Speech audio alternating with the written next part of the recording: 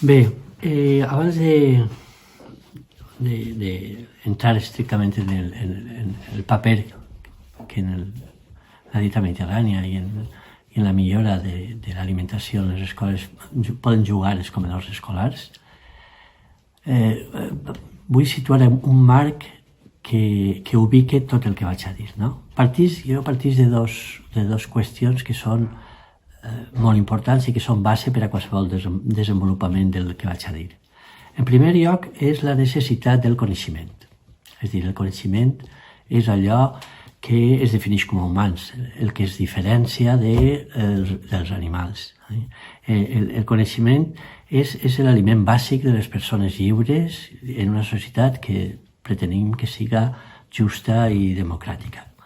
I especialment el coneixement en l'alimentació és també una base molt important per a conquerir això que estem plantejant.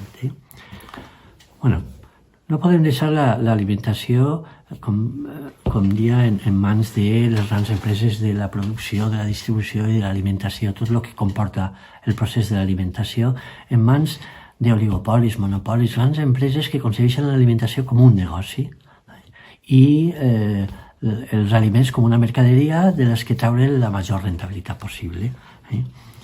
És a dir,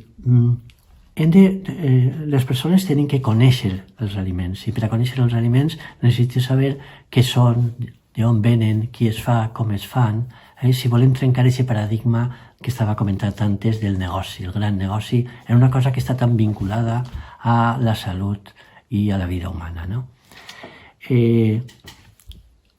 Per això l'alimentació deu de formar part, i ahí està l'altre concepte que jo volia que s'entenguera com a base del que vaig a dir després, l'alimentació deu de formar part des del primer moment de la formació en les escoles, de la formació dels individus en la nostra societat o en una societat que pretén ser, com dia abans, justa i democràtica. Deu de formar part del seu desenvolupament com a persona. I per això és fonamental que en les escoles, des del primer moment, s'impartisca una assignatura que se diga com es diga, però que tinga que veure en l'alimentació. I això sí que vull vincular, quan parlem d'alimentació, vull vincular-lo estretament al concepte de la cuina. No es pot deslligar alimentació de cuina, perquè això ens pot portar a visions excessivament academicistes, cientifistes o netament nutricionistes. És important saber que allò que mengem s'ha desenvolupat en una cultura, en una història, en un territori i s'elabora d'una determinada forma. Tot això que diguem gastronomia, és a dir, que alimentació, cuina i gastronomia són tres paraules que deuen de formar part del desenvolupament d'aquesta futura, ojalà, assignatura que diríem alimentació i cuina o el nom que siga. És clar que des del punt de vista d'un cuiner hi ha dos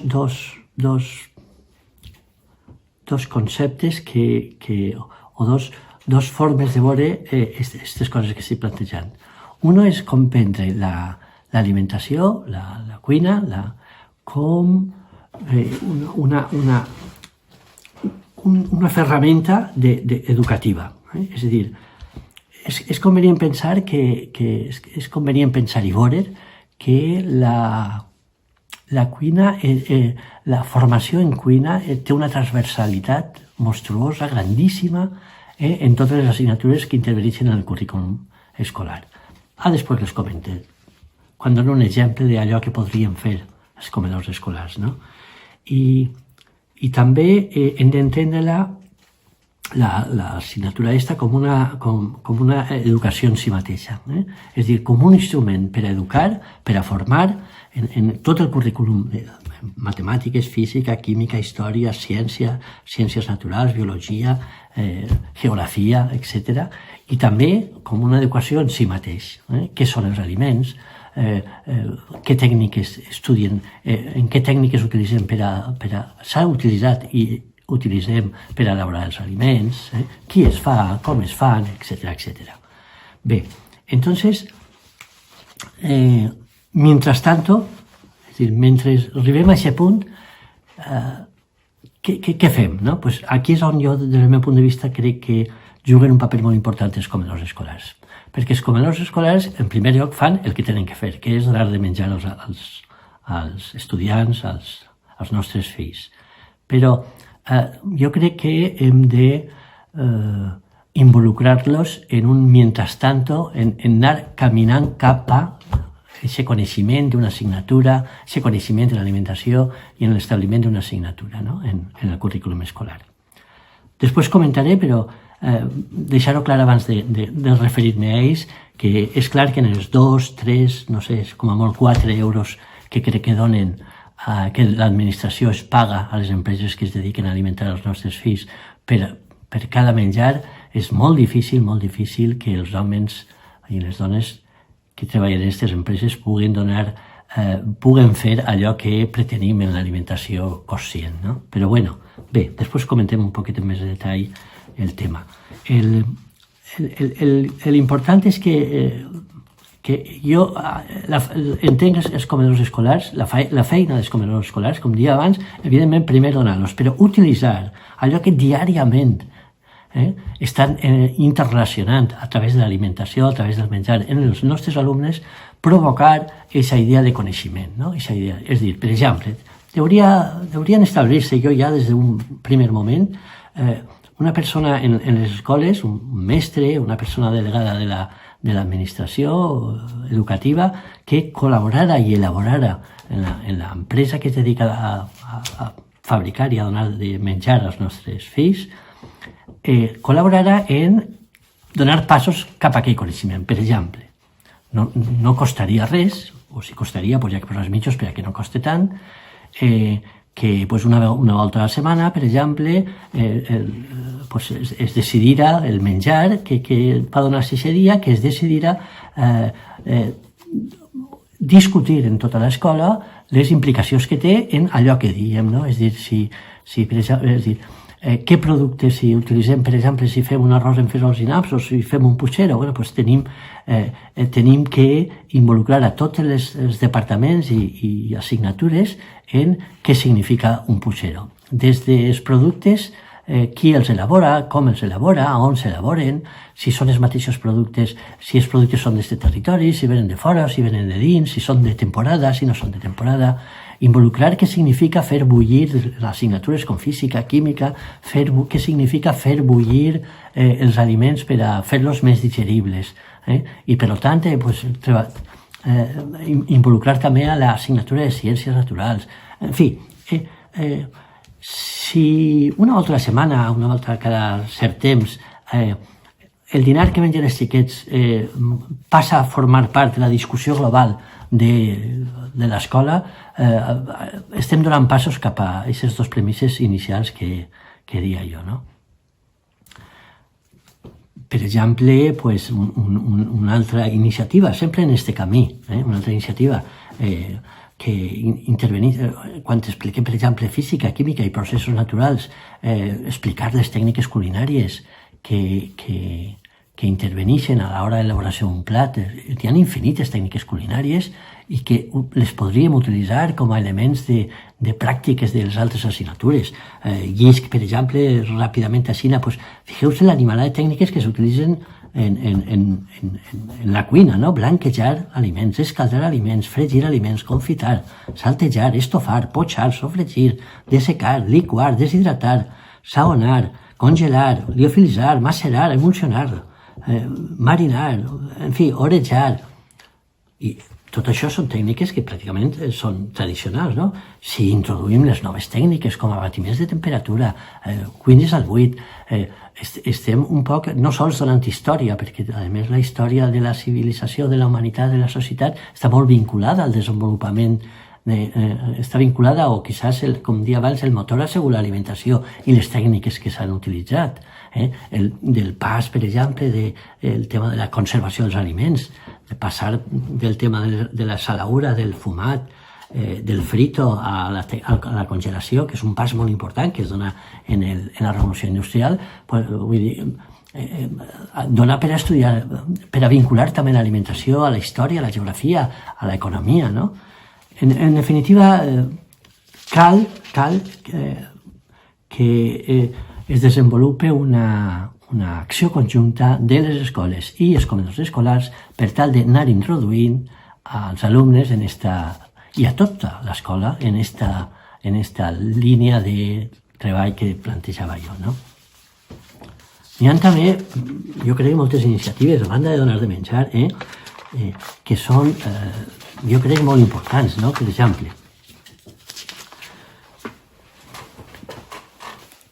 hi ha conceptes que ara estan molt de moda, que és la cuina de proximitat, la cuina de temporada, la cuina de territori.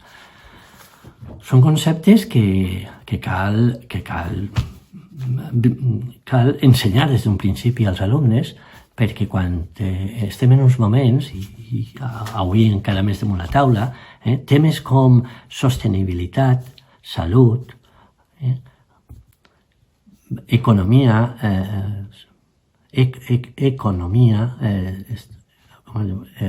ara no m'hi la paraula, la producció d'elements ecològics, orgànics, tot això té unes implicacions socials importantíssimes.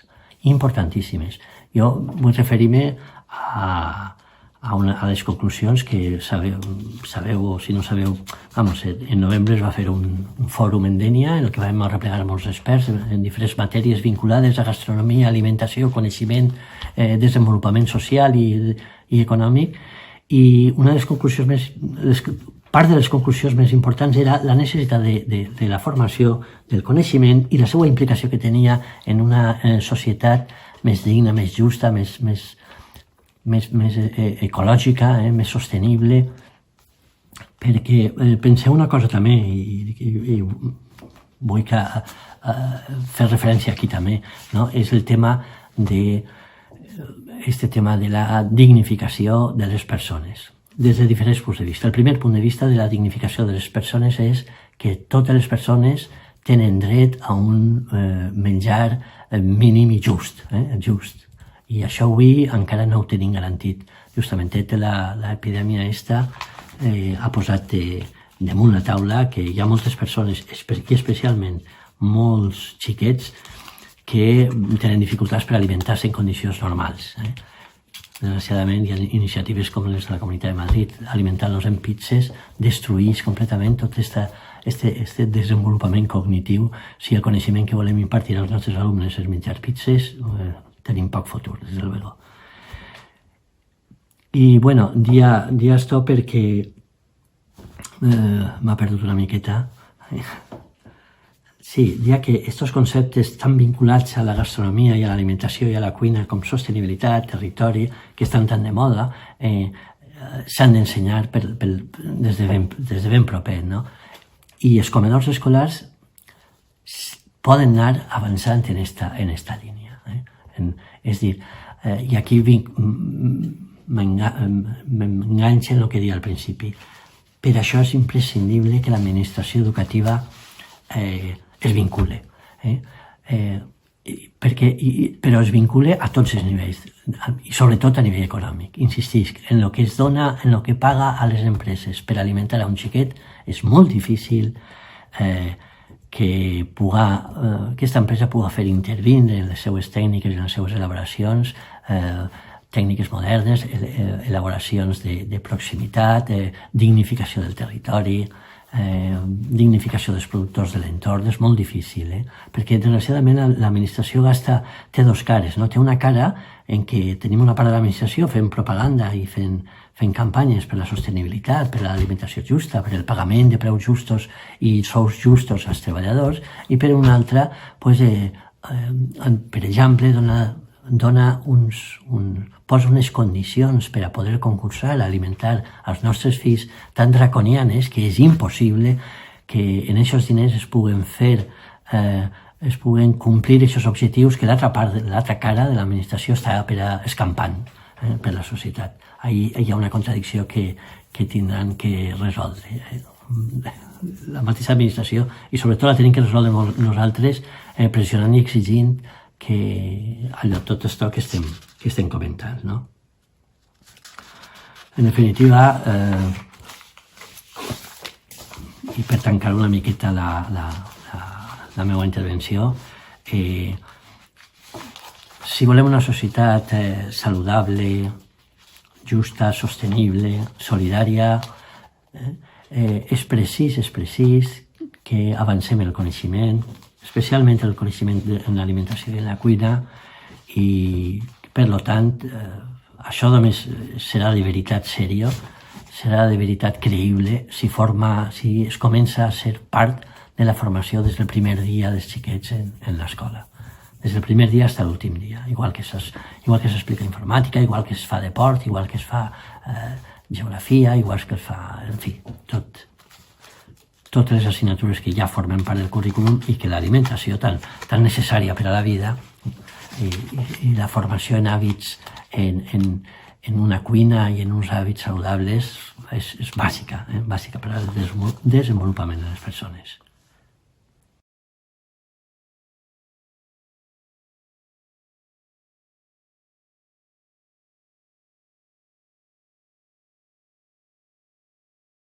A quants de vosaltres vos agradaria que els nostres xiquets i xiquetes menjaren més saludable i millor en els menjadors escolars?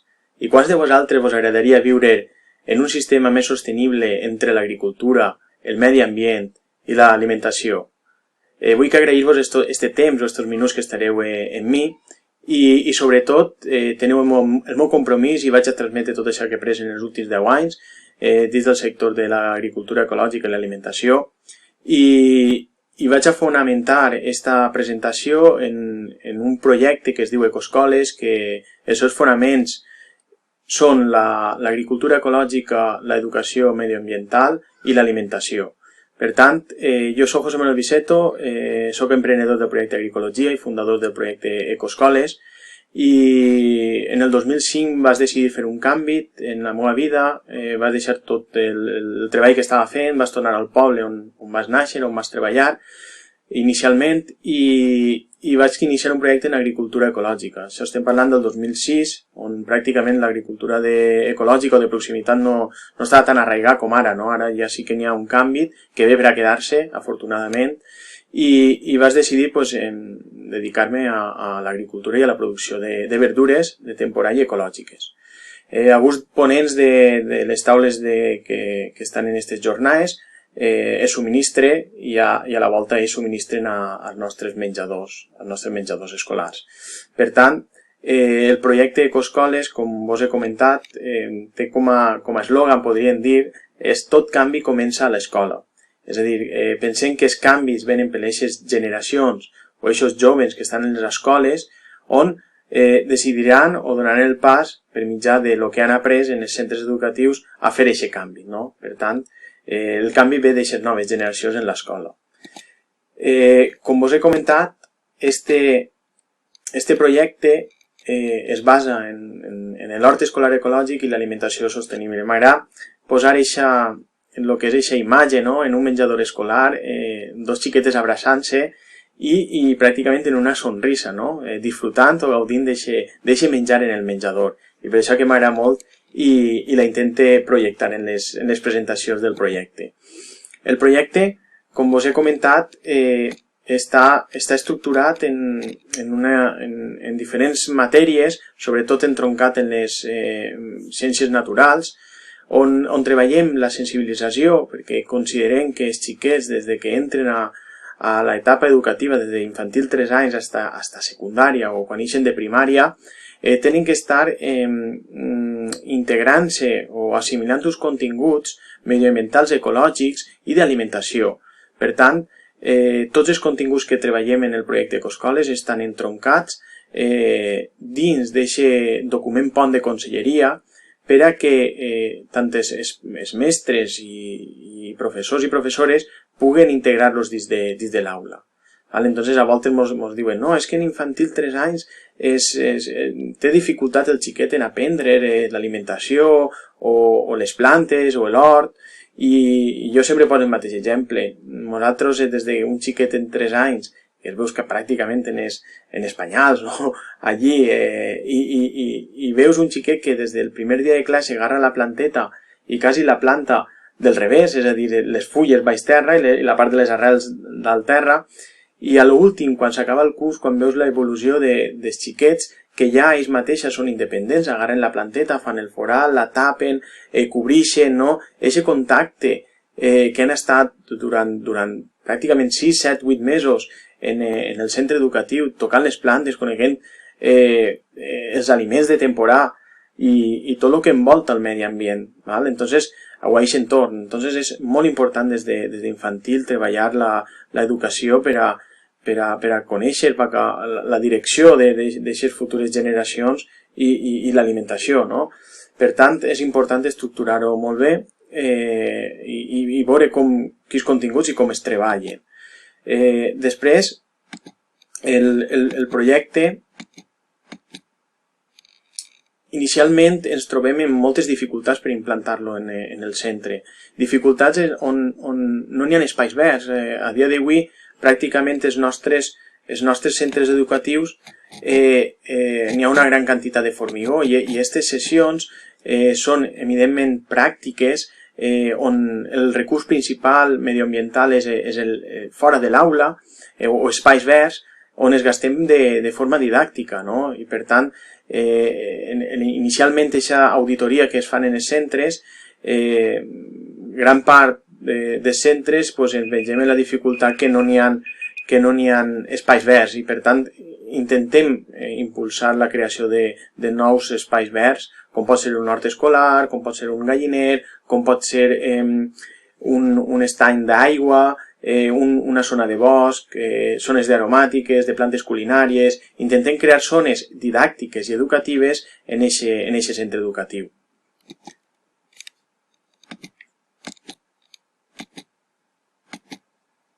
Bueno, esta imatge ho diu tot, no? Una mare disfrutant de l'hort, d'aquest espai verd en la seva xiqueta.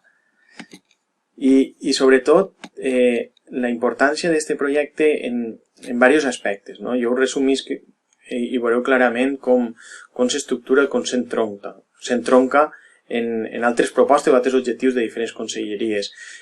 La vertebració i la cohesió territorial. A dia d'avui estem en el projecte, estem pràcticament en les 3 comunitats o 3 províncies de la comunitat valenciana, no?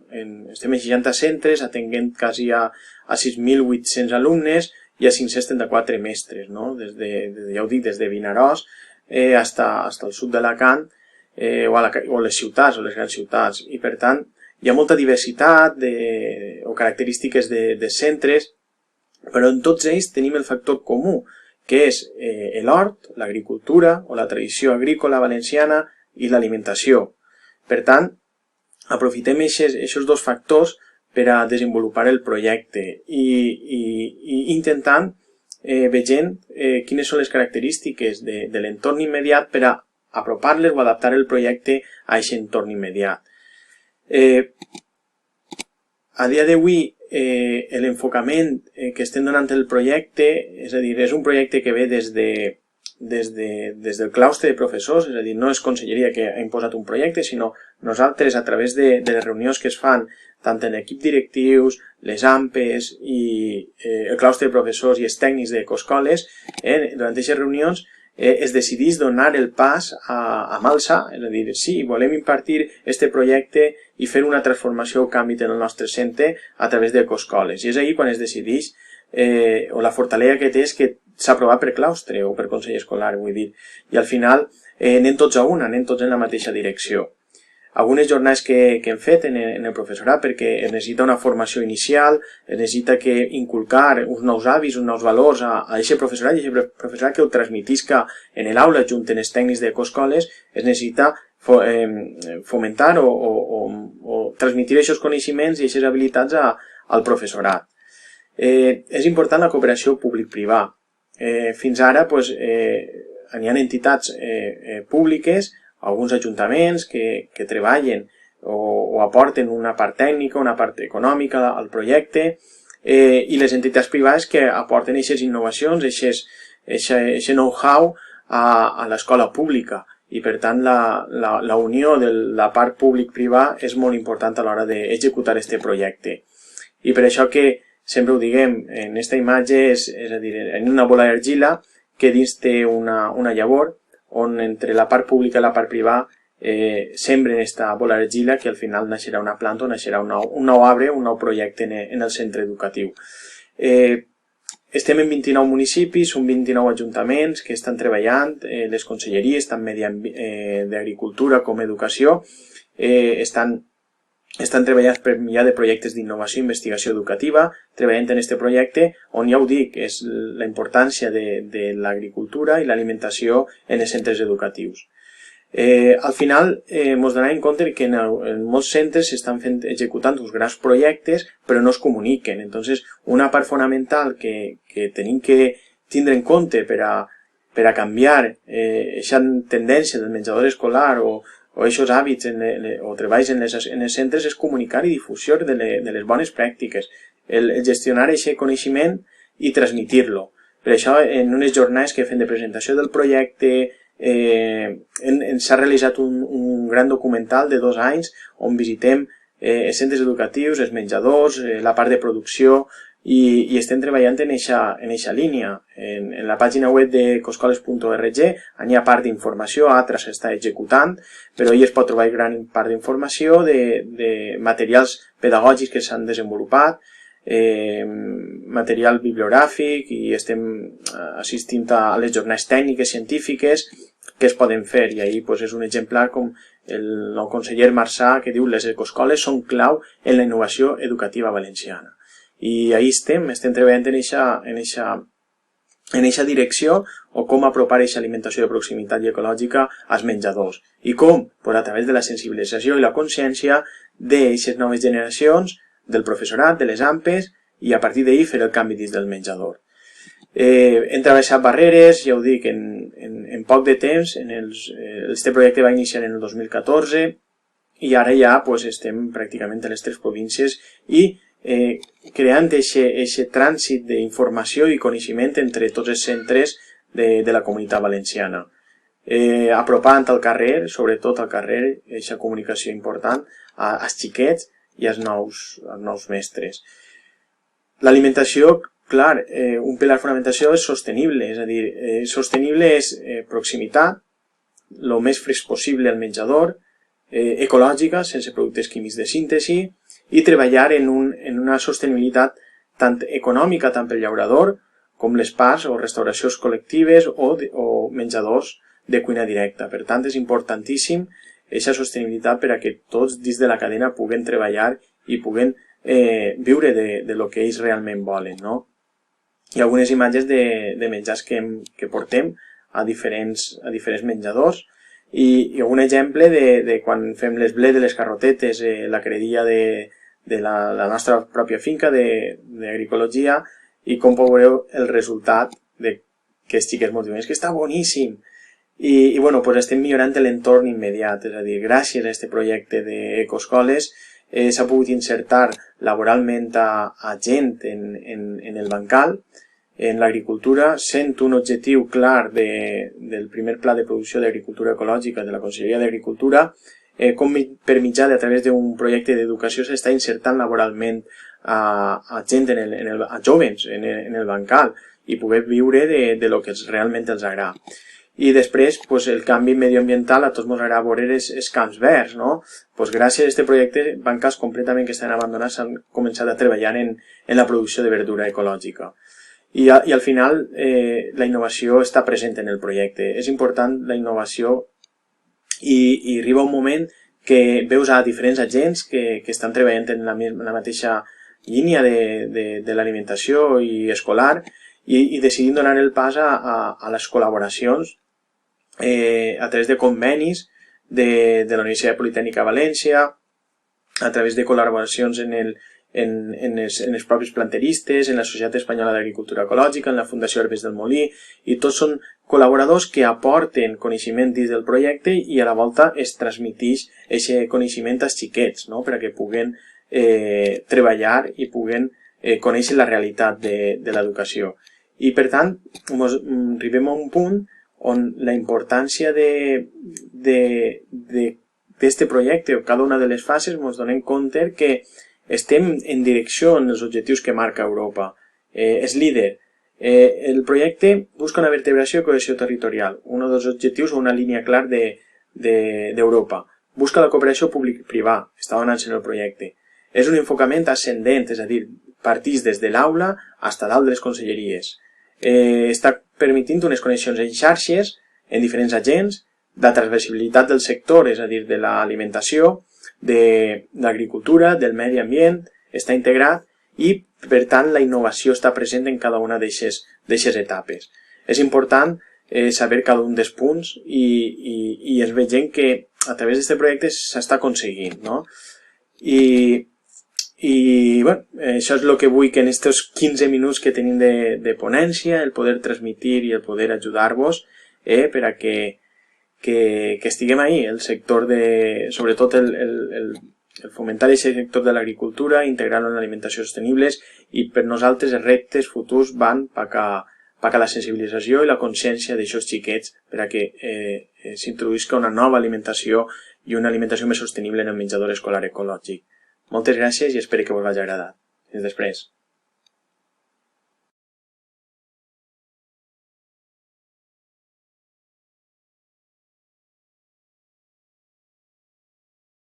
Hola, mi nombre es Melissa Gómez, soy dietista nutricionista y me gustaría comenzar mi intervención dándole las gracias tanto a Gasterra como a la Universidad de Alicante por invitarme a formar parte de estas segundas jornadas de gastronomía y nutrición, diálogo entre dietistas, nutricionistas y cocineros.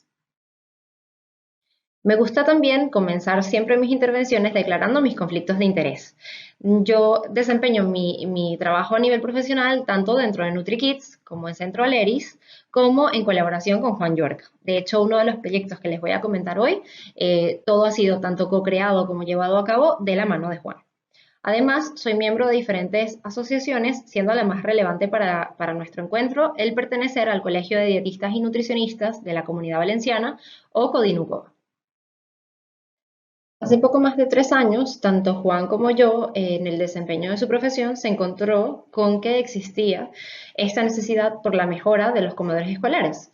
A mí también me pasaba. Y como pues ambos estábamos realizando otros proyectos en colaboración, decidimos crear juntos esta iniciativa que se llama Por una escuela bien nutrida. Dentro de esta iniciativa está este dossier que se puede descargar cualquier persona o familia, que se llama Alimentación Saludable en el Colegio, y en él se recogen como algunos de los principales aspectos que nosotros solemos trabajar o recomendar a la hora de hacer modificaciones dentro del menú escolar. Siempre solemos recoger allí tanto, pues un poco por qué nosotros hacemos esta tarea, y creo que va muy en línea con las jornadas del día de hoy, pues tanto porque Juan es cocinero, es chef de Valencia Montessori School, como por mi parte, por mi labor como dietista nutricionista. Entonces, nos pasaba que él tenía mucho la parte técnica o cómo llevar a cabo pues todas las propuestas que yo le pudiese hacer, y yo por otra parte pues tenía un montón de ideas de cómo mejorar la calidad del menú, pero no necesariamente esto iba a ir de la mano con tanto las posibilidades que tenía cada centro como las técnicas que se pudiesen llevar a cabo y demás. Por poner un ejemplo práctico, pues a mí que me encanta poner legumbres dentro del menú con más presencia de la que nos solemos encontrar, cuando yo quería hacer, imagínense que quería variar o presentar diferentes formas de ofrecer esas legumbres, en lugar de hacer un guiso, pues podríamos hacer algo tipo unas hamburguesas o alguna otra preparación. Y claro, en ese tipo de situaciones era que Juan me podía decir como, ¿a dónde vas? Que son 1800 niños, no podemos hacer hamburguesas para 1800 niños, por ejemplo, de lentejas. Entonces, claro, vamos a llevarlo si se puede hacer un guiso que puede estar rico, o podemos hacerlo tal vez en un pastel, o lo podemos hacer en una boloñesa, o lo podemos hacer en estas formas. Pero, claro, era un poco también como contrastarlo con esta parte de la práctica que tiene, obviamente, pues el trabajo del cocinero. Entonces creo que la colaboración entre ambas figuras resulta como muchísimo más enriquecedora, y bueno, tenemos incluso más perfiles dentro de las jornadas del día de hoy que también van a venir a enriquecer lo que es el trabajo con los centros escolares. como les comentaba, una de las inquietudes que teníamos también muy presente era todo lo que son las tendencias actuales hacia más niños que puedan padecer sobrepeso y obesidad infantil en el futuro. Bueno, tenemos los datos de la Organización Mundial de la Salud de lo que se puede venir si no se toman correctivos, pues las enfermedades crónicas que vendrían de la mano y todas estas situaciones que siempre solemos tomar en cuenta a la hora de hablar con las familias por si de alguna manera todo esto ayuda a crear conciencia de por qué es necesario realizar modificaciones en la manera en la que nos venimos alimentando en las últimas décadas, tanto en entornos escolares como en entornos familiares. Al final creemos que van a ir ambos de la mano. Entonces, sí que nos encontrábamos, de repente todavía ocurre en algunos centros, que la filosofía del comedor escolar estuviese muy orientada como a cubrir la necesidad de que, pues, si el niño viene al comedor y pues va a comer acá 5 días de la semana, nosotros vamos a intentar realizar un menú que sea atractivo para el niño y que cubra el apetito. Y sin más, hasta allí.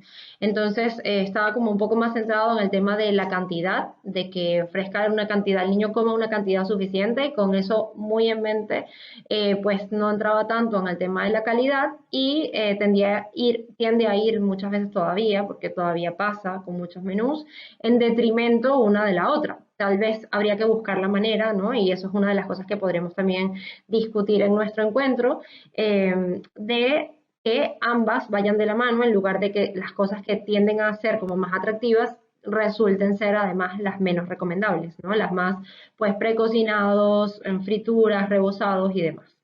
Entonces, ¿cuál es una de los pilares fundamentales en nuestra propuesta? Que además de que el comedor pueda ofrecer un menú que sea satisfactorio, que es una de las 5 S que tenemos también dentro de nuestra mesa de discusión al día de hoy, además pueda ser saludable, pueda ser sostenible, obviamente sea seguro y tome también en cuenta el aspecto social. Entonces que también, además esto de adaptarse al paladar del niño, pueda cumplir un poco con todo esto y le facilita el camino a la familia en casa. Porque muchas veces en casa sí se está intentando realizar estas modificaciones hacia una alimentación más saludable y si el menú escolar no va en esta línea, podemos encontrar un choque entre ambas situaciones. Además, obviamente tiene que ser sostenible y económico para que el centro escolar lo pueda asumir y también debería tomar en cuenta todas estas tendencias de alimentación que van surgiendo y que tienen cada vez como más peso también, como dar respuesta, por ejemplo, a las familias vegetarianas o veganas que quieren también tener la posibilidad de realizar estas comidas dentro del comedor escolar. Entonces, bueno, esto creemos que es importante rescatarlo y lo resumimos acá. ¿Qué nos encontrábamos o todavía nos encontramos a veces en los menús que nos suelen dar muchas familias, nos suelen hacer llegar o nos dan los mismos centros que buscan este apoyo, esta asesoría? Pues que son menús que se parecen un poco más a la imagen que vamos a tener en el lado izquierdo. Tenemos que la realidad de muchos comedores escolares es que hay exceso de precocinado, frituras y grasas saturadas, exceso de sal, azúcares y ultraprocesados, predominancia de proteínas de origen animal y presencia notable de carnes procesadas. Hemos visto centros en donde 3 veces por semana, por ejemplo, en la opción de merienda, pues pueden ofrecer jamón o pueden ofrecer en diversas comidas, pues longaniza o diferentes fiambres o embutidos, en donde también encontramos que como se da más énfasis a este tipo de productos, esto lleva de la mano un detrimento de la oferta en tanto de frutas como de vegetales, que deberían ser los alimentos que además más intentamos potenciar dentro de la dieta infantil. Entonces, o promover. Entonces, claro, tenemos que hay un bajo consumo de fruta fresca porque muchos centros tienen lo que se conoce como el Día de la Fruta, dando o solicitando a las familias que si se envían de casa, pues envíen esta fruta para merendar en el colegio y si ellos dan la merienda desde el centro, pues ese día se da fruta, pero los otros días hay otros alimentos en su lugar, ya sea pues un lácteo, que en muchos casos es azucarado, o puede ser, por ejemplo, un bocadillo, o pueden ser galletas, o puede ser cualquier otro tipo de productos, en lugar de darle este lugar o este espacio a la fruta. Y también si vemos que hay este exceso de proteína, vemos que no se ofrecen tantas verduras como nos gustaría que estuviesen presentes en esos platos, ¿no? Entonces tenemos ese problema también para modificar. Y además todo esto va de la mano de una escasa educación nutricional, porque no se habla con el alumnado acerca de lo que más sería beneficioso consumir, el porqué de ciertos cambios. Tampoco se trata de promover una mayor autorregulación, sino que en muchos centros hay una angustia muy grande por el tema de que se coman la comida ofertada. Entonces, entendemos que esto también viene muchas veces presionado por las mismas familias, que piden al centro que por favor los niños no salgan sin comer, pero si esto es el único aspecto que prima, como les comentaba anteriormente, pues muchas veces es lo que mejor se pueden comer, a pesar de que incluso no tengan apetito en ese momento, pues se pueden comer cosas que sean crujientes como frituras, o se pueden comer cosas que sean azucaradas, porque va a ir por encima del apetito que puedan tener en ese momento y dar respuesta a otro tipo de sensaciones, como por ejemplo que pueda apetecer en algún momento determinado, aun y cuando no hay esa señal de apetito pues tan presente. Entonces, ¿qué perseguimos a través de Por una Escuela Bien Nutrida?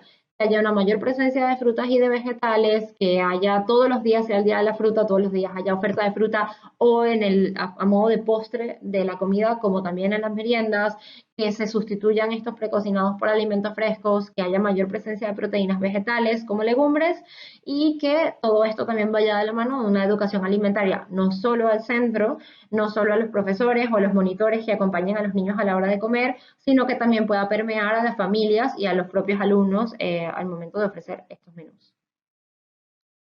Todos estos aspectos y recomendaciones para los centros escolares las solemos pues recoger dentro de nuestros 8 pasos clave para una alimentación saludable en el colegio. Vamos a ver con un poquito de detalle algunos de ellos, comenzando por promover el consumo de frutas y vegetales. ¿Por qué? Porque si tenemos que la Organización Mundial de la Salud nos recomienda por lo menos alcanzar unas 5 raciones diarias entre frutas y vegetales, y tan solo con esta estrategia podríamos salvar hasta 1.7 millones de vidas al año, creemos que no es algo para no tener en cuenta o para no intentar seguir trabajando por potenciar y promover tanto el consumo de frutas como de vegetales en la dieta infantil, porque todavía a día de hoy tenemos algunos datos, como por ejemplo el estudio que se hizo del Lidl con 5 al día, que fue en 2017, en donde vieron que tan solo el 23% de los niños era capaz de consumir alrededor de unas 2 piezas al día de fruta, y solo el 50% llegaba a consumir hortalizas cada día. El resto no llegaba ni siquiera a consumir una ración de hortalizas diaria, y si esto lo extrapolaban a adultos, solo el 11% de los adultos llega a estas 5 raciones diarias entre frutas y verduras. Por tanto, hay una gran cantidad de trabajo por hacer pendiente en este aspecto, y creemos que es desde las edades más tempranas en donde esto se debería potenciar mucho más. A veces se deja de ocupar el lugar, como les comentábamos, en las estrategias de meriendas para, por ejemplo, dar un bocadillo, se resta ese lugar a dar una fruta en su lugar, y nosotros nos preguntamos hasta qué punto esta puede ser una estrategia deseable o favorable, cuando segurísimo esos carbohidratos o esas proteínas podrían formar parte de las comidas principales a ofrecer, y las meriendas sí que podrían dar más protagonismo a las frutas, y así por lo menos alcanzar o acercarnos a estos valores que pauta Organización Mundial de la Salud, que incluso se recomienda que sean hasta superiores. Pero bueno, si la población no es capaz de llegar al menos a 5 raciones diarias, pues no lo vamos a poner más alto, que sabemos que aún nos va a resultar más difícil. Tenemos diferentes directrices a nivel de organismos, como el Plato de la Buena Alimentación de la Escuela de Salud Pública de Harvard, entre otros, que nos comenta o nos anima a por lo menos que la mitad de nuestro plato cada día sea de grupos como frutas y vegetales. Y esto sabemos que no necesariamente se cumple, ¿no? Que la dieta sea mucho más basada en vegetales y menos alimentos de origen animal, menos también, esto lo podemos ligar mucho con el tema de la sostenibilidad que veremos más adelante, y así, pero que quede como muy presente el tema de que frutas y vegetales sería lo que más habría que ofrecer cada día, tanto en la dieta infantil como en la adulta, y sin embargo muchas veces al tratar de hacer esto una realidad, o al tratar de ponerlo en marcha, nos encontramos con que muchas familias pueden presentar incluso quejas a los centros porque consideran que el menú tiene mucha verdura, o porque consideran que no hay mucha más oferta que frutas en las meriendas, cuando estaban acostumbrados a ver un panorama diferente. Pero por eso creo que el tema de la educación alimentaria juega un papel tan determinante, porque es importante que ellos obviamente comprendan el porqué de estas medidas y por qué hay más presencia de verdura en el plato, y que todo ello lo que conlleva o lo que trae consigo serán más beneficios para la salud tanto de los niños como de los niños del futuro, de los adultos del futuro. Entonces, teniendo esto en cuenta, pues nosotros realizamos este tipo de materiales, tanto para el centro como para las familias, en donde tratamos de potenciar esto mucho más, tanto en lo que se haga dentro del comedor como lo que les decía, como que vaya de la mano y se pueda extrapolar también lo que puedan ofrecer las familias en casa. Pero bueno, más basado en el comedor, que es lo que hoy estamos revisando, pues esto también se pueda cumplir. Al seguir revisando nuestros pasos clave, nos encontraremos con la promoción de la actividad física, que también es muy importante, pero será, digamos, llevada a cabo por cada centro de una forma, tanto a través de las actividades que plantee, como también se puede considerar las actividades extraescolares y demás. Siempre hablar con las familias para que cuando esto sea una posibilidad, se contemple una mayor realización de actividad física, no solamente 1 hora por semana, sino más bien llevarlo hasta 1 hora diaria de ser posible. Y también que vendrá también de la mano con el limitar el uso de pantallas y demás, que a día de hoy nos cuesta tanto. Y pues esto también, avanzando en los pasos, nos encontraremos con preparar los alimentos de la forma más adecuada para conseguir un mejor sabor, que era lo que les comentaba, en donde también creo que el trabajo de cocineros y chefs que trabajan en el área de restauración colectiva es muy, muy, muy importante y fundamental, que dominen diferentes técnicas para poder potenciar el sabor de los alimentos que queremos presentar, sin tener que recurrir exclusivamente a las mismas técnicas de siempre, en plan, pues lo que les decía, frituras, rebozados, sino que podemos utilizar pues el horno, la plancha, como muchas otras, para darle mejor sabor a esos vegetales que queremos que se incorporen en la dieta, y que la presentación, ya desde que lo vean los niños al momento de sentarse a comer, como en el momento de disfrutarlos, sea la mejor posible, para que tengamos un mayor porcentaje de éxito en esa presentación, y no sea algo que descarten pues desde el primer momento.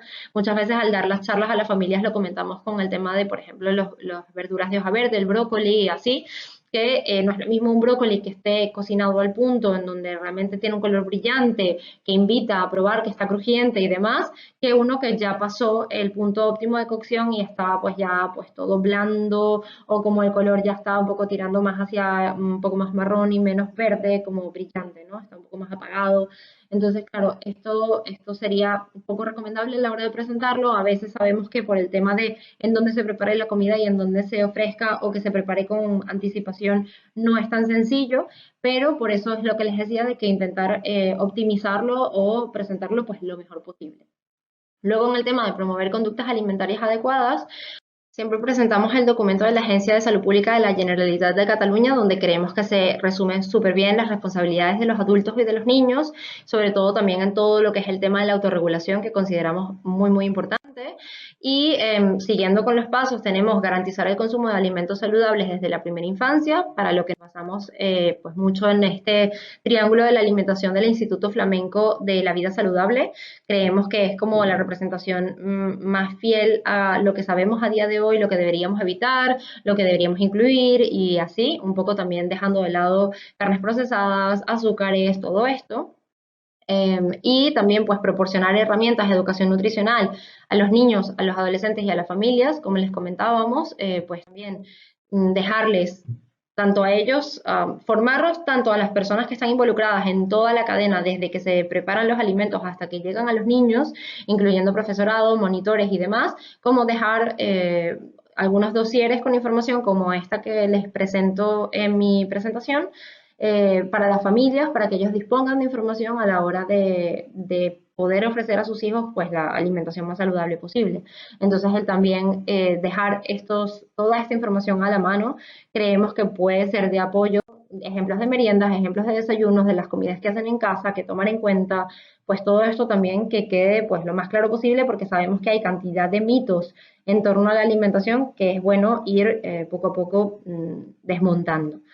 Luego, para ya revisar los últimos dos, tendríamos garantizar la sostenibilidad con alimentos locales y de temporada, por lo que promovemos la realización de los lunes sin carne en todos los centros con los que trabajamos, y que se utilicen mucho más proteínas, por ejemplo, de origen vegetal, como las legumbres, reduciendo en la medida de lo posible carnes rojas y carnes procesadas.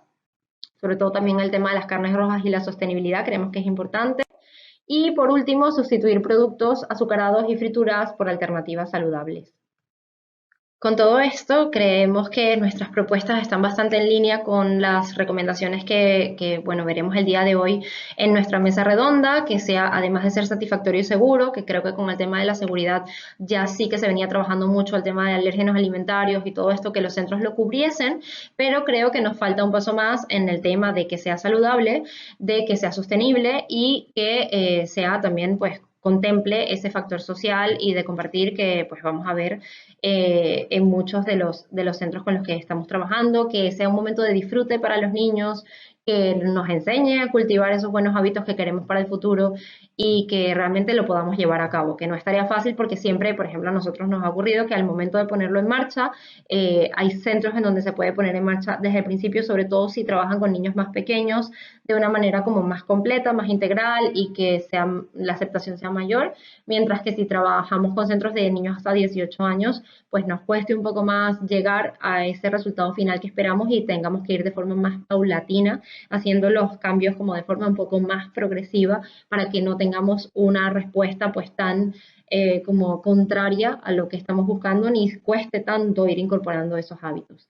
Espero que esto, todo lo que vimos el día de hoy sea de utilidad para muchos profesionales y que pues se pueda seguir trabajando en conjunto porque creo que al final el aporte de las diferentes áreas es lo que va a enriquecer, como les decía al principio, pues nuestro desempeño y que lleguemos realmente a ese fin que todos compartimos el día de hoy.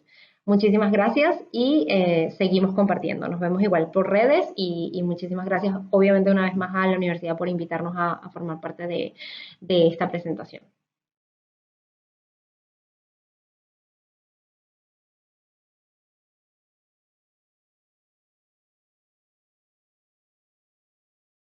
Buenos días, muchas gracias a todos y a todas por estar en esta jornada. Vamos a dar inicio a la última mesa redonda de hoy, que va a tratar sobre los retos de futuro para la mejora de los comedores escolares, centrándonos en lo que sería la alimentación 5S, una alimentación saludable, sostenible, satisfactoria, social y segura. Para dar inicio a esta mesa redonda vamos a contar con 3 magníficos profesionales del sector de la gastronomía, de la agricultura y de la nutrición. En primer lugar, vamos a contar con Melissa Gómez, que es licenciada en Nutrición y Dietética por la Universidad Central de Venezuela. Además, es especialista en nutrición clínica y pediátrica y asesora de lactancia. Es creadora del proyecto Por una escuela bien nutrida, junto con el chef Juan Llorca, que hoy en su ponencia nos pasará a explicar para que todos podamos conocer de primera mano en qué consiste este proyecto. También vamos a contar con Juan Manuel Biseto, él es ingeniero agrícola por la Universidad de Valencia y ha tenido una larga trayectoria profesional fuera de España con empresas del sector agroalimentario, pero actualmente ha decidido volver a su pueblo natal para crear el proyecto Agricologia.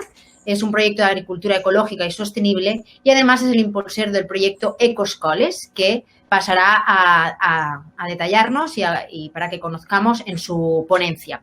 Y por último vamos a contar con Pep Romaní. Él es físico e informático de formación, pero desde el 1999 se dedica al sector de la gastronomía. Actualmente es chef propietario del Ponsec y es un impulsor de la gastronomía sostenible y saludable. Buenos días, Melissa. Muchas gracias por tu intervención y paso a comentarte algunas preguntas para que nos puedas explicar con más detalle. Te quería preguntar si consideras que los niños que no tienen unos buenos hábitos alimentarios es porque sus padres tienen un desconocimiento en lo que es la formación de estos hábitos saludables. ¿Qué opinas al respecto? Bueno, muchísimas gracias por la invitación a estas jornadas. Comienzo abordando esta pregunta que no es para nada sencilla porque creo que es multifactorial, diciendo que, a ver, por un lado tenemos el desconocimiento que puedan tener esos padres porque a nivel de salud pública no se cuenta con dietistas nutricionistas que los puedan orientar y es cierto que en las consultas de atención primaria de pediatría, incluso a mí ahora me está pasando con mi hija, la información que te dan es muy breve y tú luego, si no tienes esa información de primera mano de un profesional sanitario, ¿de dónde la puedes obtener? La puedes obtener tanto de los medios, que según que vamos a encontrar algunas más recomendables y otras no tanto, de las redes sociales, que también hay muchísimo ruido y vas a tener algunas que sean de fuentes fiables y otras no tanto. Entonces, claro, ya le va a corresponder a esa familia, según el criterio, discernir, que no es tarea fácil, entre todo este bombardeo, qué mensajes realmente pueden rescatar y cuáles no son tan recomendables para llevar a cabo. Entonces, ¿qué ocurre? Si solo se suelen llevar por lo que se solía hacer cuando nosotros crecimos, por lo que hace el entorno, por lo que ve en otras familias y demás, pues se cae bastante en el error, por decirlo de alguna forma, de ofrecer muchísimos alimentos azucarados a los niños y solo, que también pasa en los comedores escolares un poco a veces, bueno, ya mis compañeros también me imagino que en esto lo habrán visto y tendrán que aportar, que se ofrecen cosas que sabemos que a los niños, digamos que va a agradar más o va a tener menos rechazo, para no estar en el momento de tener que hacer todo este trabajo detrás de educación alimentaria, en donde tienes que intentar que coman más vegetales o disfruten más de estos grupos, o frutas, por ejemplo, que en mi experiencia no es tan complejo, pero que igual suelen desplazar para ofrecer, por ejemplo, en su lugar galletas o bocadillos, porque se lo comen sin poner reparo. Entonces creo que juegan en este tipo de situaciones de no llevar unos buenos hábitos alimentarios, juegan tanto por una parte el tema del desconocimiento, el tema del tiempo, el tema de la dedicación a crear esos hábitos, y luego en los entornos escolares no es algo que esto se refuerce y ya llegan a casa y no quieren comer estos mismos alimentos, pues esa misma tensión muchísimas veces los padres optan es por ceder. Entonces, claro, es como complejo, habría que abordar todos y cada uno de ellos, incluir dietistas en sanidad, regular muchísimo más el tema de la publicidad de productos para niños, porque ahora se rige con el Código Bravo, que es la autorregulación, y realmente no sabemos que no funciona muy bien. El tema de sellos de sociedades científicas dentro de productos que no son nada recomendables, entonces una familia puede pensar, pues si tiene el aval de una sociedad científica como Asociación Española de Pediatría o así, pues puede que esté bien, y no necesariamente. En fin, hay que como que atacar todos estos aspectos para también contribuir con la familia, porque también es muy duro decir, vale, eso es la responsabilidad de cada padre y cada madre, cuando realmente creo que es, o sea, acción de cada uno de sus entornos tiene que mejorar para ayudar a esas familias a hacerlo un poco mejor. Muchas gracias, Melissa, por tu respuesta. Yo creo que has dejado muy claro la necesidad y la complejidad de este tema. Bueno, ara passe a Viceto, el projecte tan interessant que esteu duent a terme, el projecte Ecoscoles, i voldria fer-te una pregunta. Què consideres tu de poder fer el producte com a protagonista en estos menús escolars? Com ho veus interessant? Que en més de donar-li més èmfasis, no, a lo que és el producte que estan menjant els xiquets en els comedors escolars, per a que coneguen, diguem, de primera mà d'on ve aquest producte, com es fa aquest producte, com ens relacionem en aquest producte. Sí, veure aquest menjar com un producte, pensem que la base per a treballar-ho això, és veritat, tenim que treballar molt, és sobretot buscar com fer-ho atractiu, no, de cara als xiquets, com treballar aquesta sensibilització i aquesta consciència en els xiquets i també compartisc amb Melissa els pares, o sigui, informar i formar a aquests pares de com treballar-lo, no? Per exemple, nosaltres treballem molt l'educació en l'alimentació des de l'aula i sobretot introduint aquests aliments que són de temporada i són d'origen, per a que els xiquets sàpiguen d'on ha eixit, de quines són aquelles plantes o aquells productes que estan menjant-se o verdures de temporada.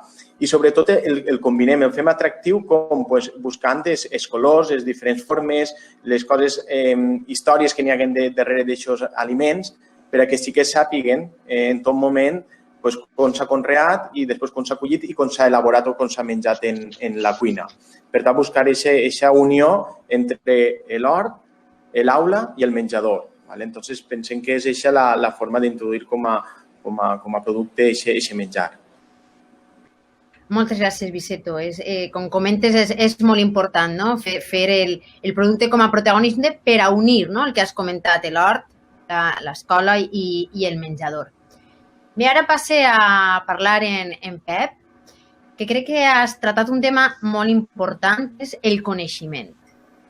Realment important i sobretot la transversalitat. Explica'ns un poc això de que al final la gastronomia és una assignatura pendent i transversal que realment és molt important que puguem implantar en els centres educatius. Explica'ns un poc això de la transversalitat. Sí, bon dia. Sí, efectivament, des del meu punt de vista, la cuina... Bueno, en primer lloc, és important que, des del meu punt de vista, vinculem, sempre que parlem d'alimentació, ho vinculem a la cuina. No parlem d'alimentació sols, sinó que parlem de la preparació dels aliments també. Perquè si això no està vinculat, estem concebint una miqueta els comedors escolars com si foren granges d'animals. És a dir, dissenyem uns menús que des del punt de vista nutricional són perfectes per a produir allò que m'interessa de la granja. Si són gallines que produïsquen ous, si són porcs que produïsquen bons pernils, i si són alumnes no sé molt bé què és el que tenen que produir, maquinetes per a... Per això és important que vinculem en les escoles alimentació amb cuina, en forma de preparar la cuina. I això vol dir que vinculem a tot allò que significa la cuina, que és el producte, com molt bé esteu comentant, la forma de fer el producte, d'on ve el producte, com és el producte, situar el producte i la recepta en el moment històric i geogràfic, etc. Allò que parlem de la gastronomia dels aliments. Però, responent a la pregunta que tu fes, efectivament, jo concebisc el tema de la cuina en els comedors escolars com un element, com un doble instrument. Un instrument com una ferramenta educativa, és a dir, com una ferramenta que podem utilitzar transversalment en totes les assignatures, matemàtiques, física, química, filosofia, ciències socials, ciències naturals, biologia, tot és absurd, llengua. És curiós com, per exemple, aquí en el País Valencià tenim problemes per a traduir determinats productes, allò de bull en ceba, vols tu com traduïm allò? Vull dir que la llengua té importància i té vinculació en el món de la cuina, i concebir també la cuina com un element formatiu propi. És a dir, si no ensenyem a cuinar, no ensenyarem mai a alimentar. Perquè, des del meu punt de vista, la cuina no és només fer més digeribles, fer més nutritius els aliments. La cuina també és fer un plaer més que disfrutar de la vida a les persones. També és a doble vessant. Fer digeribles els aliments, però disfrutar, tindre plaer quan cuinem. És aquesta doble vessant el que a mi m'agrada de la cuina, no? Perquè si no estem fent... A més, és que si ho fem així, estem introduint, jo soc de formació científica, introduïm la formació científica en els xiquets. La cuina és el millor, un dels millors instruments per a unir ciència, experimentació en ciències socials. Que això, des del meu punt de vista, és un poc la tendència, aquesta tendència holística de la nova forma de comprendre el món, no? Tot global, no? En definitiva, ja cada volta parlem menys d'alimentació, menys de cuina i parlem de gastronomia, que no és més que això, no? És la cuina ubicada física i temporalment en un lloc. I jo què pense que és això? I per acabar de comentar el tema, és que sempre que parlem d'aquestes coses, sempre dels comedors escolars i de la cuina en l'escola, sempre, no sé per què, al segon, hi ha una pràctica de desviar el problema als pares. Està clar que els pares, les famílies tenen responsabilitat, però quan parlem de comedors escolars, l'administració té una responsabilitat molt important i no desplacem el problema a les famílies. Els comedors escolars, en tant que contratats per l'administració, tenen una responsabilitat de transmetre el coneixement. Com ha dit molt bé Viceto, no? És a dir, per què, per exemple, diàriament, 5-10 minuts abans de posar-nos a menjar, no comentem en 5 o 10 minuts què és el que anem a menjar, no? I per què, per exemple, una volta a la setmana no decidim un menjar, que aquest menjar es discuteix en totes les assignatures de l'escola, en la seva implicació, en la seva vessant concreta. És a dir, anem transmetent coneixement d'allò que estem fent, tan vital per al desenvolupament de la vida. Aquesta és un poc la vertent que a mi m'agrada comentar. Moltes gràcies, Pep. Has donat un punt de vista molt interessant i crec que comparteixen els altres dos ponents d'esta taula perquè són temes afins i jo crec que ja estem posant en evidència la necessitat d'implantar una nova assignatura en els sistemes educatius, però transversal, que evidentment unisca totes les matèries i no es veja com una cosa aïllada. En relació a tot esto, Melissa, te quería preguntar si consideras que faltan guías de consenso de recomendaciones a nivel nacional. He visto que en tu ponencia has puesto algunas guías de consenso, algunas de ellas no nacionales, y ello me ha llevado a pensar que realmente no contamos a nivel nacional desde las entidades públicas guías válidas de consenso a todos los niveles del sistema educativo. A ver, yo diría que hacen falta muchos más recursos de apoyo. No hay suficientes guías de cómo llevarlo a cabo. Las que nosotros hemos revisado, de verdad, por eso dejamos siempre el ejemplo de las de la Agencia de Salud Pública de la Generalitat de Cataluña, porque son las que en nuestra revisión van más alineadas con aquello que queremos lograr. Pero, por ejemplo, en la Comunidad Valenciana tenemos algunas.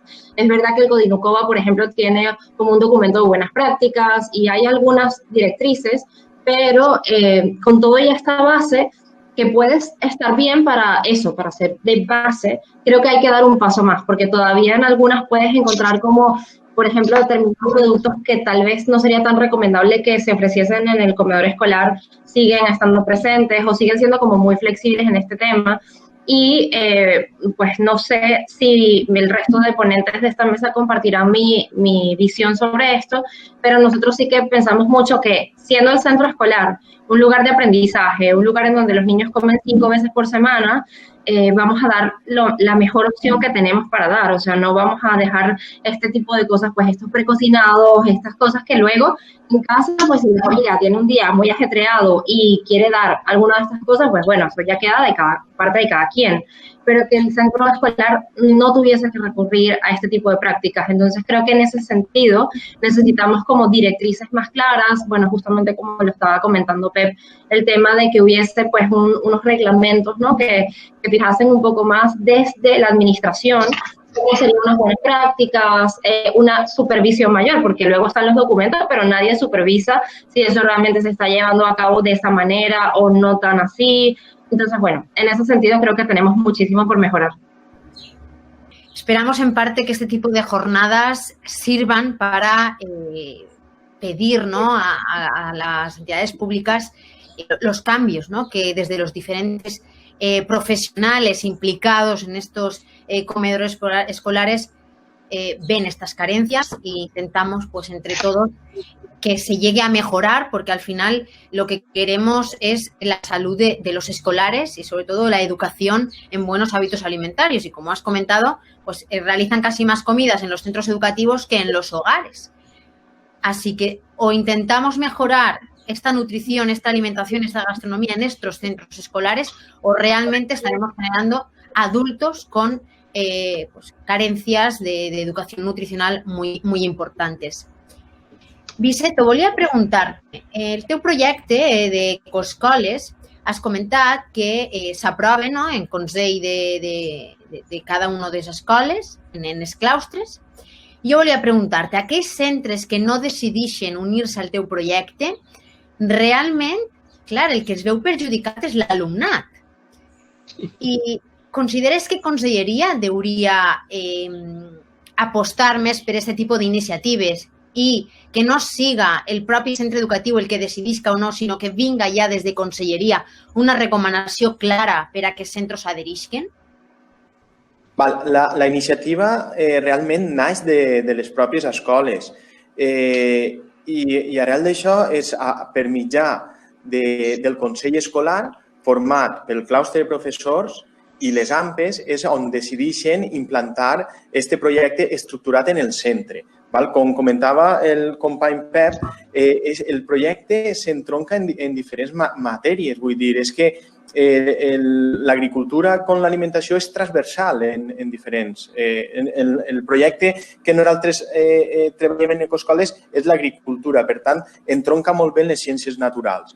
I tots els continguts, tant d'alimentació com del medi, i altres valors que es tenen en el projecte estan contrastats en el document pont de conselleria, és a dir, aquells continguts obligats en donar en infantil i en primària, secundària.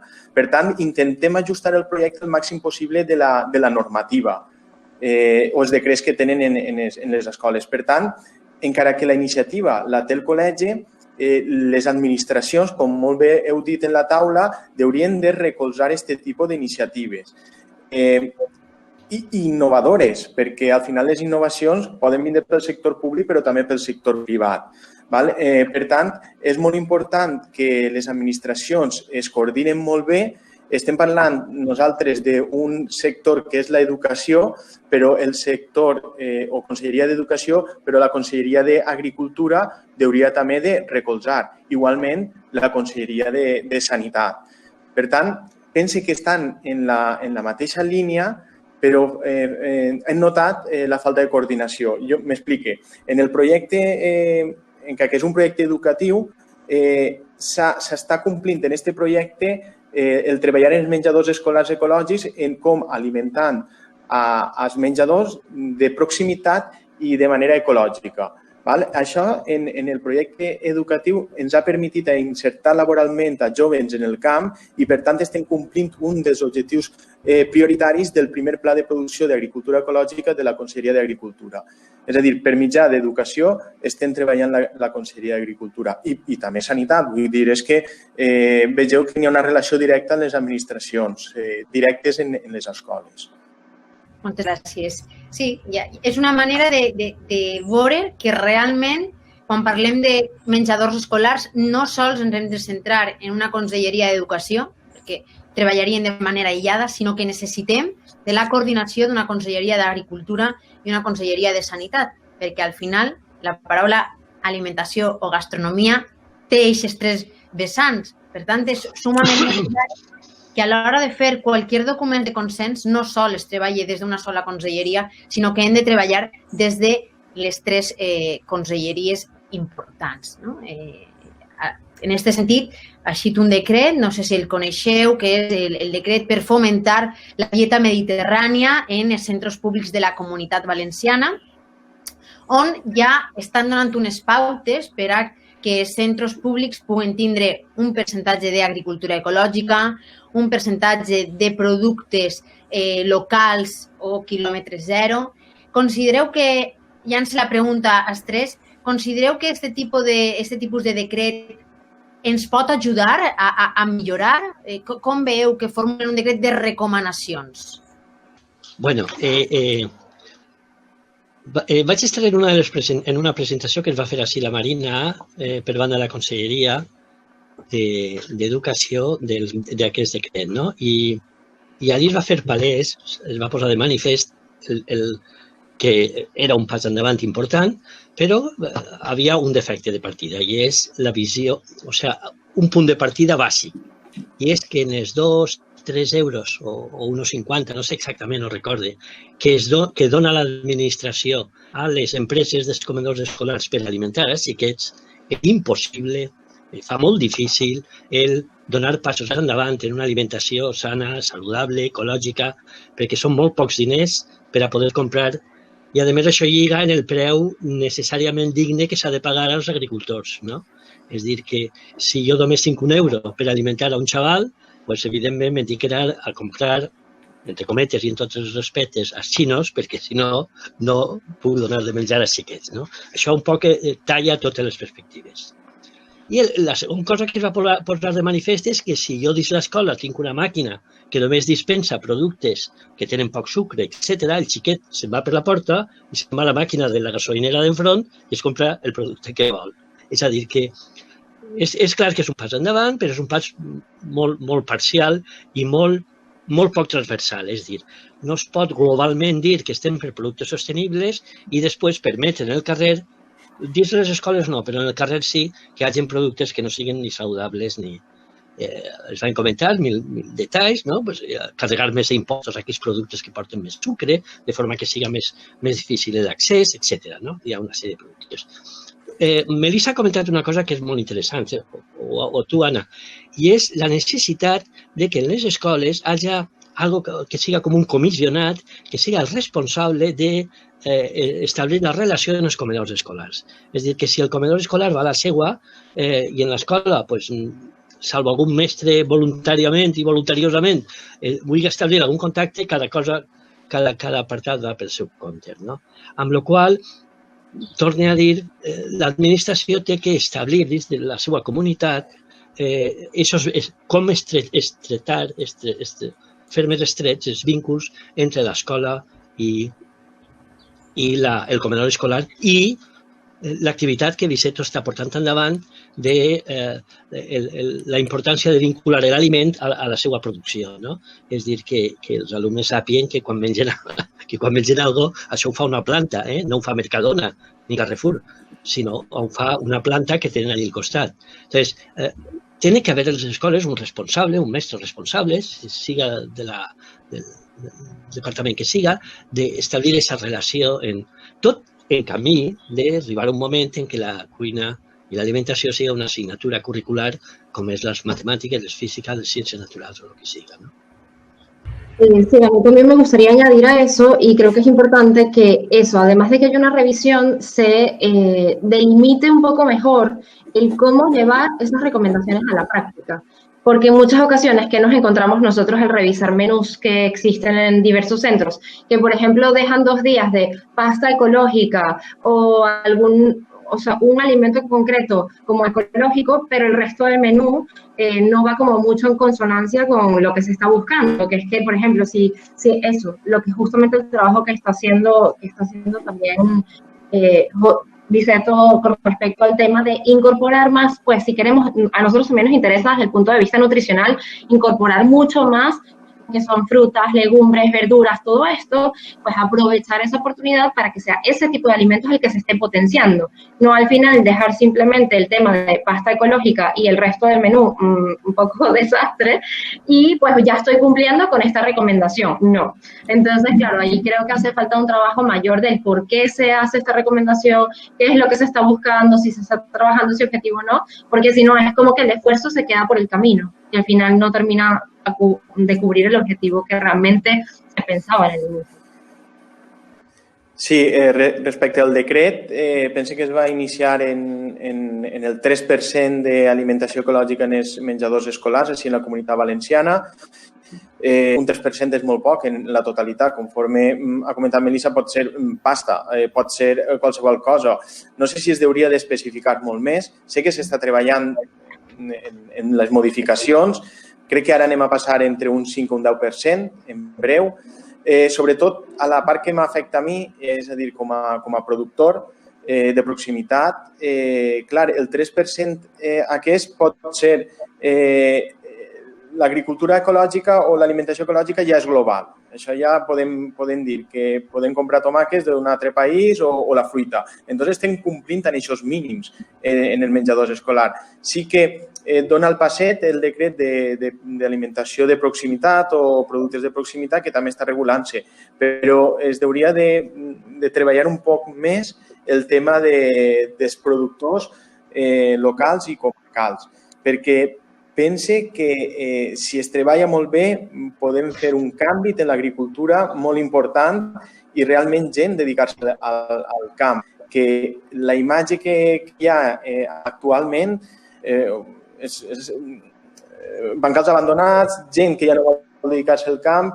Nosaltres intentem el poder insertar laboralment a gent en l'hort, però clar, tenim la dificultat que tenim una inestabilitat. Entonces la gent diu, sempre quan comença diu, jo a final de mes què cobraré?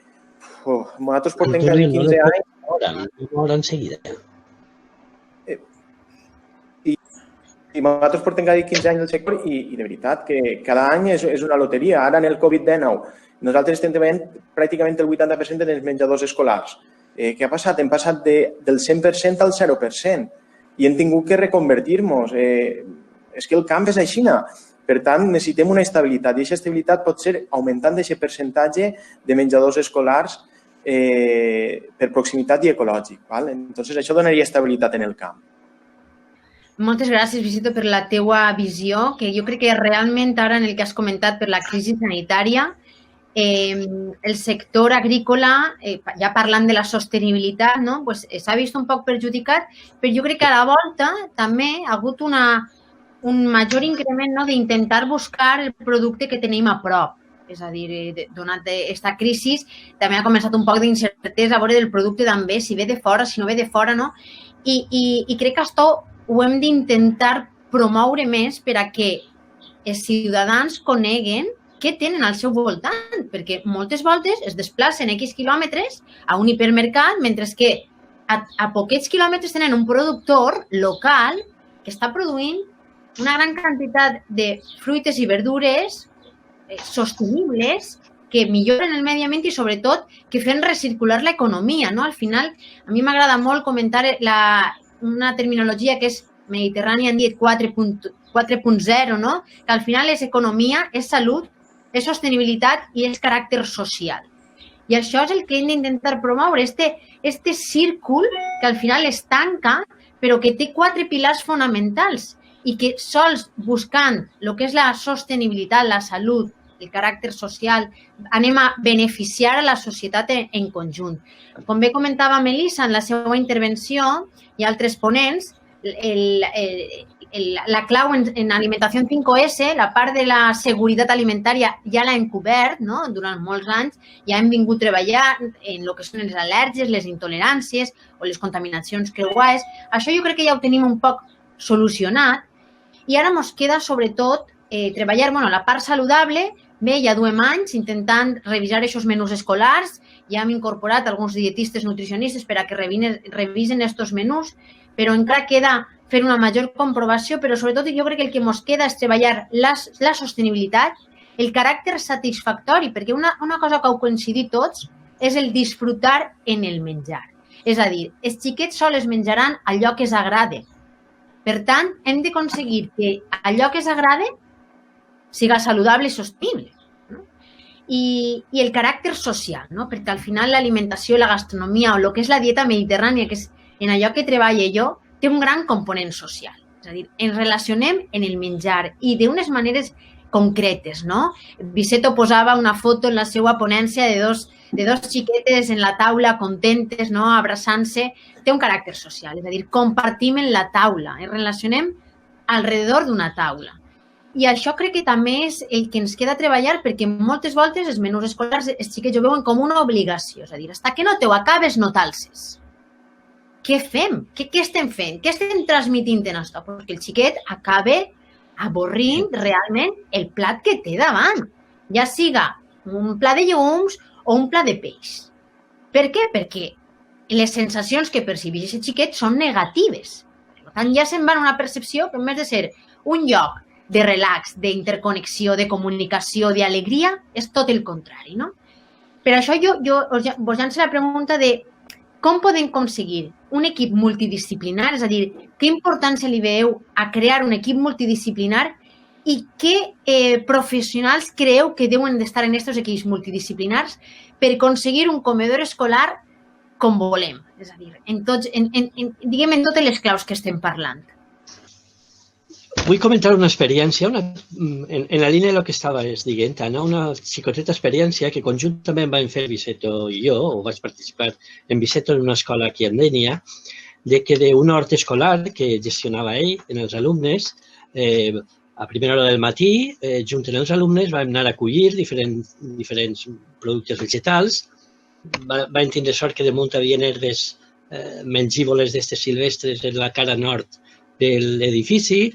Vam anar a collir diferents herbes, ixons, camarroges, etc., i roselles, i bé, amb tot això vam preparar unes amanides en tots els xiquets en la cuina. En la confecció de les amanides van participar tots els xiquets, ho van fer d'una forma ordenada i conjunta, i després me les van menjar.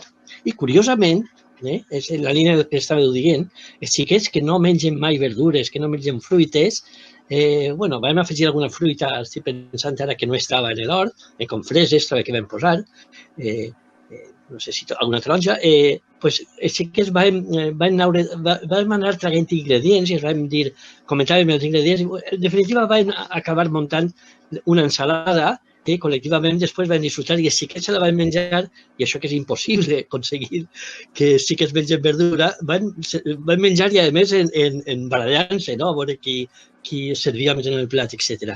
És a dir, que en línia del que esteu dient, quan ells participen de la construcció d'un projecte, ells disfruten, que és una de les característiques més importants de l'alimentació i de la cuina. No és, com dir abans, nutrir-se, sinó divertir-se i tindre plaer. És a dir, que quan uno participa en la construcció, al contrari del que estaves comentant, Anna, de tu hasta que no t'ho acabes no t'alces, són dues línies de treball, pues la gent s'incorpora al projecte sense cap problema. No? I per pegar-li la volta, són els alumnes els que tenen que portar a les famílies a casa les noves actituds de menjar, perquè els pares tenen una altra feina que és intentar sobreviure i són els alumnes que tenen que portar a casa aquestes noves iniciatives, productes ecològics, productes de proximitat, que s'han d'ensenyar a l'escola. No carreguem la responsabilitat als pares, sinó als xiquets que vagin a casa i els ho expliquen als pares, que és quasi segur que es convencen. Anna, jo, en l'administració de sanitat, que he treballat alguns anys, quan es van subcontratar, per així dir-ho, determinats hospitals, l'administració de sanitat va inventar un element que es deia el comissionado, que era, d'alguna forma, teòricament era el personal de l'administració que controlava la gestió privada de la sanitat. Per exemple, a l'Hospital de la Marina Alta hi ha un comissionado que s'encarrega de que aquells objectius de l'hospital, des del punt de vista de salut pública, es complixen. Que en la pràctica trobo que no funciona com Déu mana, però bé. Però la figura és interessant, un poc per el que dieu de... Jo crec que l'administració educativa hauria establir un comissionado en totes les escoles, o bé l'Ajuntament o bé l'administració educativa, que fos el que un poc s'encarregara, per un costat, d'establir aquesta relació entre la producció d'elements en empreses com la de Viceto, el comedor escolar i la posta en marxa paulatina d'allò que estàvem parlant de cuina i alimentació. I aquest comissionat que fos el que s'encarregara a poc de totes aquestes iniciatives que estem parlant. És a dir, un dia a la setmana aquell menú que decideix el comedor escolar es debateix en totes les assignatures cada una de la seva vessant, en totes les assignatures de l'escola. Cada dia el menú es comenta 5 o 10 minuts abans de comentar en els xiquets de què es tracta, però es comenta d'una forma divertida, per mi és un còmic, vull dir, en la pedagogia que toca segons l'edat dels alumnes. En fi, totes aquestes iniciatives del mientras tanto, que dic jo, fins arribar a l'assignatura i que són fonamentals els comedors escolars, doncs aquesta figura seria interessant y no es excesivamente complicado. Yo creo que la figura del cocinero del centro es súper importante porque obviamente él conoce, bueno, nosotros en nuestra experiencia trabajando con los cocineros de cada centro, que cuando tienen obviamente cocina propia, ¿no? Y no tienen que depender de que la comida venga de fuera, que en ese caso también se podría hacer, muchas veces funciona súper bien porque, claro, ellos van viendo el comportamiento del alumnado, qué tipo de plato funciona mejor, qué tipo no tanto, y así como que esa retroalimentación entre los diferentes profesionales va genial. Creo que es como la pieza clave, porque, claro, por una parte, los dietistas nutricionistas, por un lado, como haciendo toda la parte de diseño del menú, que creo que eso también es necesario que la figura del dietista nutricionista cobre más relevancia, porque en muchísimos centros escolares, aún, a pesar de que sí que está la recomendación de que el dietista nutricionista supervise los menús, aún no siempre se cumple, y los menús, pues, los puede hacer cualquier otra persona.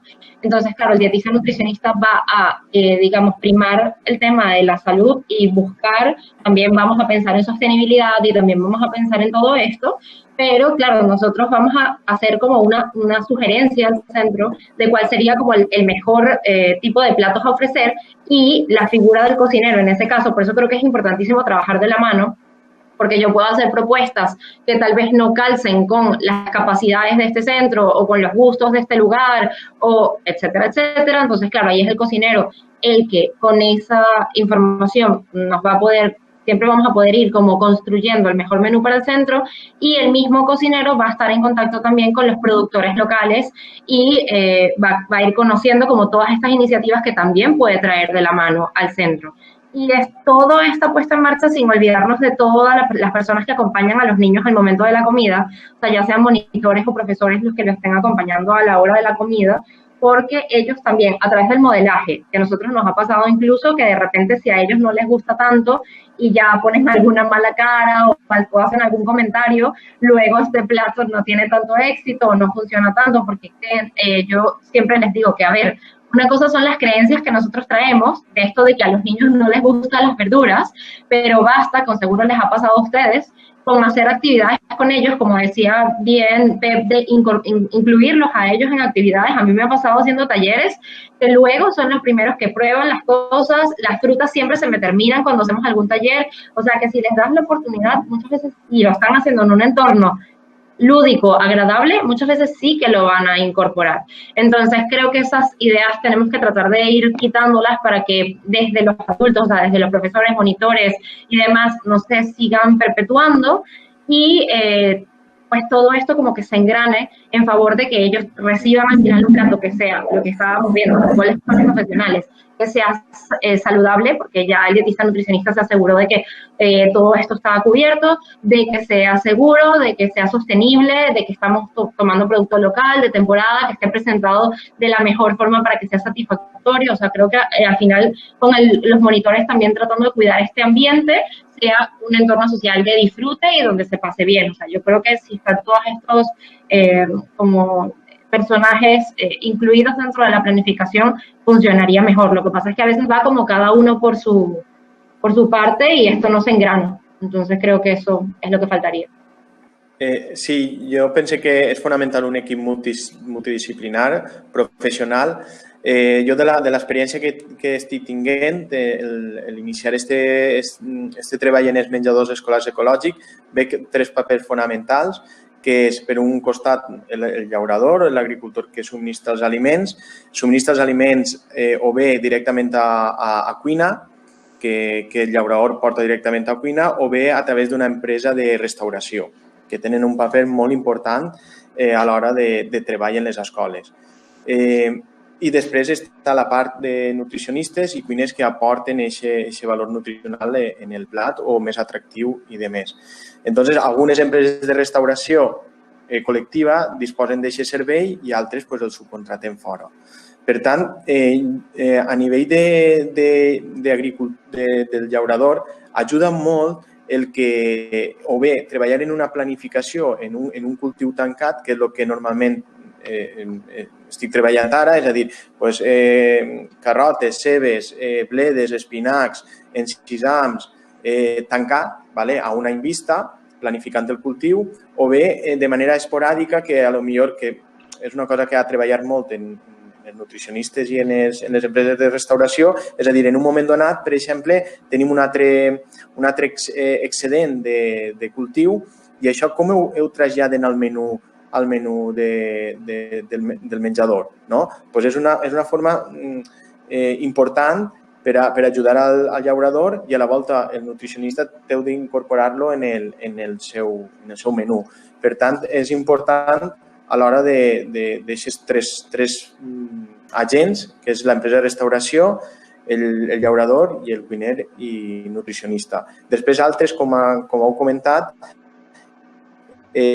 els monitors en els menjadors són molt importants, inclús afegir la figura transversal del formador bé en aula o bé en el propi menjador, formador en el que hem comentat, en productes d'origen, de proximitat, ecològics i demés, que vaig a treballar aquesta sensibilització i aquesta consciència i, per què no, en els propis menjadors psicòlegs també, que puguen ajudar a donar-li una volta a tot això i poder fer-lo més atractiu de cara als xiquets que tenen potser un bloqueig alimentari i ajudar-los. I per últim, una cosa que sí que em posa la pell de punta quan a voltes em porta les caixes de verdura en els menjadors és l'ambient, no? El soroll, eixe pànic, no? Jo quan vaig a descarregar les caixetes el primer que dic, tinc ganes d'anar-me'n.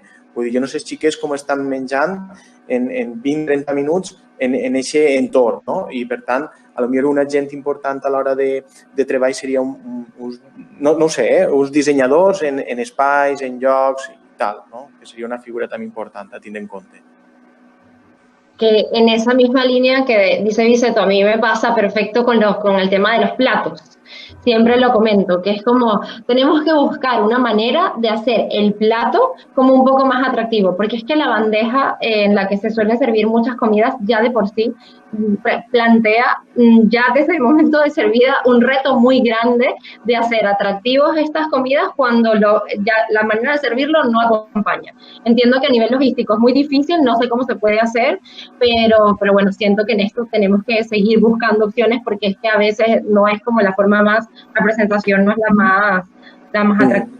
Sí, yo creo que también es cierto. O sea, yo, claro, hablo desde mi experiencia como nutricionista, pero las empresas de restauración colectiva cuentan normalmente con nutricionistas también y son muy, muy importantes. Van a ayudar mucho a lo que es todo, que esto se pueda llevar de la mano. Así que era lo que yo quería aportar simplemente, pero totalmente de acuerdo. Heu donat una visió molt bona. Jo crec que ja estem arrimant-nos a lo que serien els reptes de futur. No sé si coneixeu que des de l'Agència Valenciana d'Innovació s'ha creat un comitè d'experts de dieta hospitalària. Jo formo part d'aquest comitè, com a experta en la part clínica de l'alimentació. I és un comitè que està format, serem prop d'unes 15 o 20 persones, multidisciplinars, perquè evidentment no només n'hi ha nutricionistes, sinó que tenim també metges, pediatres, endocrins. Després tenim també a empreses del sector de la producció, com ha comentat Melissa o Biseto, que s'encarreguen de produir les bandejes, o gent de la indústria que ens pot fer materials més sostenibles. El que comentàvem en aquest comitè és el que va comentar Melissa, no? Quan a un pacient li arriba aquesta bandeja, ja entre poca apetència que té el pacient o veu un plàstic, un color, un entorn que destapa la bandeja i el que li ve és una vista, un olor totalment desagradable, evidentment no és el camí correcte. I això ho fem molt bé de comentar-ho perquè s'extrapola als menjadors infantils, l'entorn, o com ha dit Biseto, hi ha un soroll que realment no transmeten tranquil·litat. La bandeja ho veuen com una cosa ja imposar, no? Que tens que menjar-te necessàriament en el huequet que el posa, no? Jo recordo molt quan era menuda, que sempre m'ha quedat en menjadors escolars, que jo el que reclamava era ensalar. I em diuen, no, és que l'ensalat té que anar en el huequet així que n'hi ha ahí davant. Dic, però és que en vull més, vull que en lleves el primer i em poses un primer d'ensalada. No era possible, perquè el huequet era el huequet menudet. Per tant, jo crec que això és un repte fonamental on també hem d'involucrar a les empreses valencianes d'innovació, que tenim molt bones empreses que estan treballant els materials sostenibles o materials ergonòmics adaptats a les necessitats infantils, perquè també recorde que millor teníem un car i ens la tallaven en tisores. Vull dir que no n'hi ha materials coberts adaptats a les necessitats infantils. Per tant, això és una cosa que per a que el xiquet es senta molt còmode en l'alimentació és necessari que ens adaptem no sols en el menjar, sinó en l'entorn, en les cadires, que a voltes conviden a que el xiquet s'alce perquè està incòmode, o ja és temps de dinar, que a millor tenem 20 minuts. I clar, hi ha xiquets que mengen de manera més lenta i millor necessiten una hora. Per tant, hem de veure com una visió integral, i jo crec que ho heu comentat, la necessitat de crear un comitè de menjadors escolars on estiguen productors, gent del sector sanitari, cuiners, empreses d'innovació en global, que crec que això seria molt important perquè posarien davant la taula totes aquestes necessitats que ja estem evidenciant, no?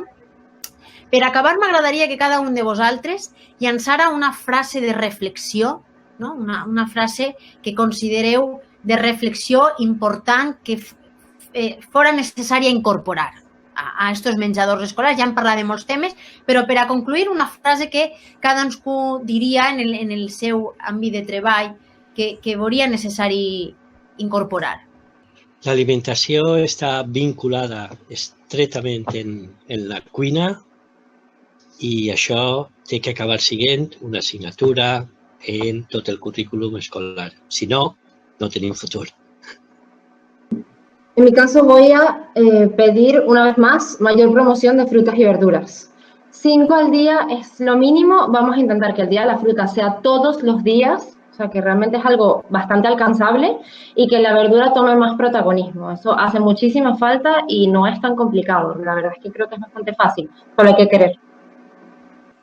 Jo és una frase molt senzilla, molt ràpida. Tot canvi comença a l'escola. Moltes gràcies per les vostres reflexions. Pense que aquesta taula ha sigut molt interessant, molt productiva i tot això ho plasmarem en una publicació que farem des del Servei de Publicacions de la Universitat d'Alacant, on estaran incloses totes les vostres aportacions i on intentarem entre tots els ponents de la jornada fer com un decàleg d'alimentació en els menjadors escolars per a que pugui arribar a les entitats públiques i puguem ajudar en tot allò que hem parlat així, perquè és molt necessari i tenim molts reptes de futur per a la millora dels menjadors escolars. Està clar que hem millorat d'uns anys així, però ens queda un llarg camí per recórrer i sobretot per millorar la salut dels més menuts, que al final seran els adults del futur. Una vegada més, moltes gràcies a tots per la vostra col·laboració i espero que hagueu disfrutat d'esta taula redona. Gràcies. Un salut per a tots. Adéu. Ciao, adéu.